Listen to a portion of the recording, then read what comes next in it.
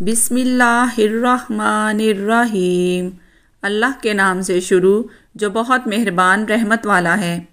علامہ احمد ساوی رحمۃ اللہ تعالیٰ علیہ فرماتے ہیں، قرآن مجید کی ابتدا بسم اللہ سے اس لیے کی گئی تاکہ اللہ تعالیٰ کے بندے اس کی پیروی کرتے ہوئے ہر اچھے کام کی ابتدا بسم اللہ سے کریں، اور حدیث پاک میں بھی اچھے اور اہم کام کی ابتدا بسم اللہ سے کرنے کی ترغیب دی گئی ہے۔ چنانچہ حضرت ابو ہریرہ رضی اللہ تعالیٰ عنہ سے روایت ہے، حضور پر نور صلی اللہ تعالیٰ علیہ وآلہ وسلم نے ارشاد فرمایا، جس اہم کام کی ابتدا بسم اللہ الرحمن الرحیم سے نہ کی گئی تو وہ ادھورا رہ جاتا ہے۔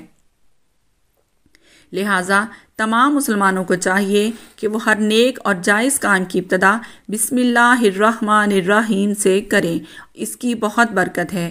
الرحمن الرحیم جو بہت مہربان رحمت والا ہے۔ امام فخر الدین رازی رحمۃ اللہ تعالیٰ علیہ فرماتے ہیں، اللہ تعالیٰ نے اپنی ذات کو رحمان اور رحیم فرمایا تو یہ اس کی شان سے بعید ہے کہ وہ رحم نہ فرمائے۔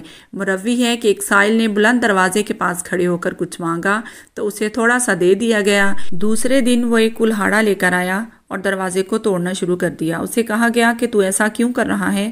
اس نے جواب دیا، تو دروازے کو اپنی عطا کے لائق کر یا اپنی عطا کو دروازے کے لائق بنا۔ اے ہمارے اللہ عز و جل، رحمت کے سمندروں کو تیری رحمت سے وہ نسبت ہے جو ایک چھوٹے سے ذرے کو تیرے عرش سے نسبت ہے، اور تو نے اپنی کتاب کی ابتدا میں اپنے بندوں پر اپنی رحمت کی صفت بیان کی، اس لیے ہمیں اپنی رحمت اور فضل سے محروم نہ رکھنا۔